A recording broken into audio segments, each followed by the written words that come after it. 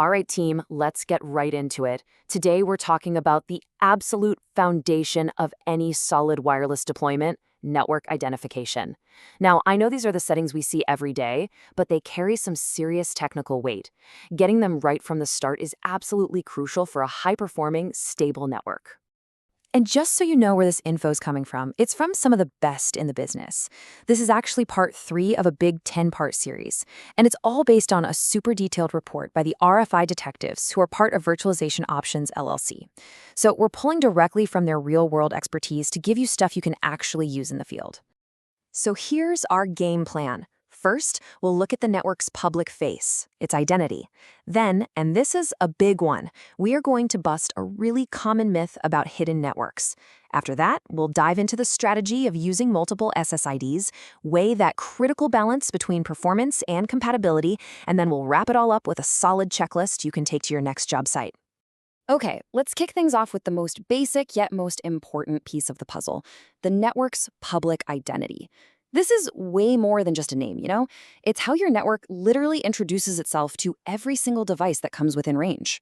And that introduction, of course, is the Service Set Identifier, or SSID. We all know it as the name that pops up on our phones.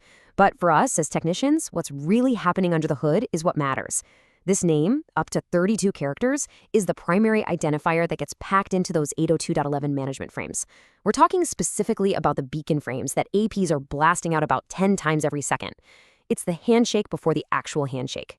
So now that we're clear on what the SSID is, let's tackle something that causes a ton of headaches and debate: hiding it.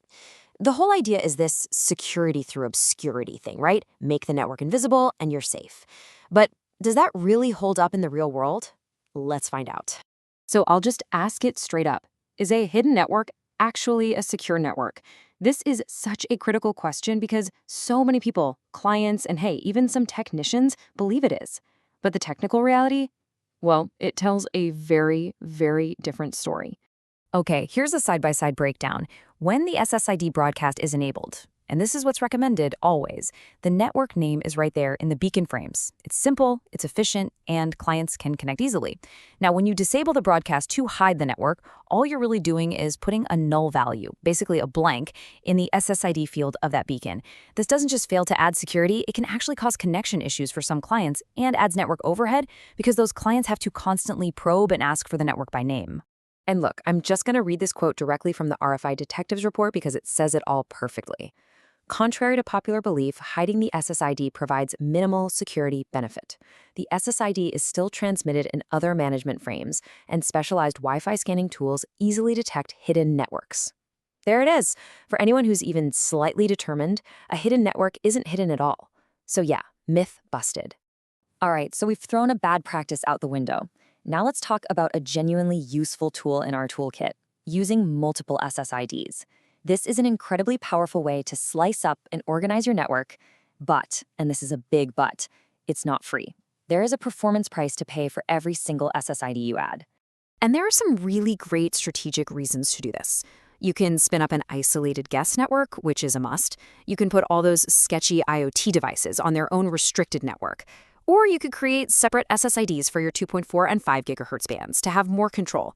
And of course, in big enterprise environments, you can tag SSIDs to specific VLANs to really segment that traffic. Each of these solves a real-world problem. But here's that price I mentioned. For every single SSID you broadcast from one access point, you're chewing up airtime. The AP has to send a whole separate set of beacon frames for each one.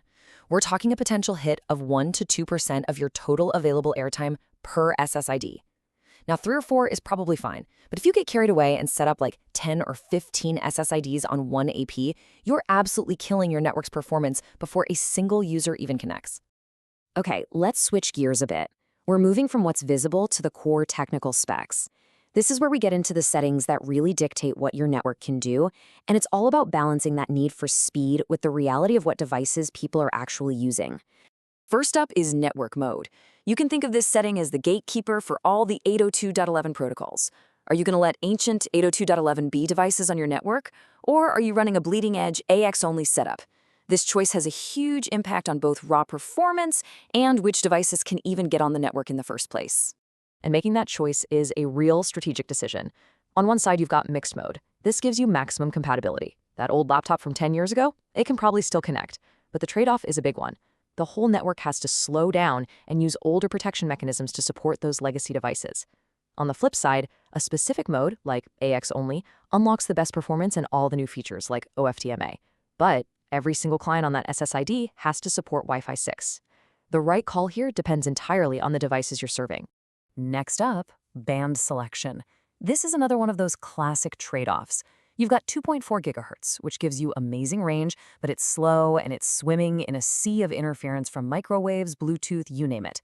Then you have 5 gigahertz, which is a fantastic balance. Much higher speeds, way less interference, but the range is shorter. And now we've got the new kid on the block, 6 gigahertz with Wi-Fi 6E. We're talking the highest possible speed and almost zero interference, but the range is similar to 5 gigahertz and it needs brand new devices. Your choice here really sets the performance ceiling for your network. All right, let's wrap this all up. We've covered a lot of ground, so I want to boil this down into a practical checklist, something you can just mentally run through on your next job. These are the key strategic takeaways. So here are the best practices, plain and simple. Number 1, always enable SSID broadcast. Just don't hide it. It's not security. 2, use descriptive names for your SSIDs, but never put sensitive information in them. 3, be deliberate about multiple SSIDs. Only use them when you have a real functional need for that segmentation. 4, know your clients. Match the network mode to the devices that are actually going to use it. And finally, number 5, do everything in your power to steer capable clients onto the 5 and 6 gigahertz bands. That's where the real performance lives. And I'll leave you with this question to chew on. When you look at your own deployments, are your network ID settings, the SSID, the broadcast setting, the network mode, are they building a rock-solid foundation for performance? Or could they be creating hidden problems, dragging down the entire user experience without you even realizing it? Something to think about. That's all for this one. Thanks for tuning in.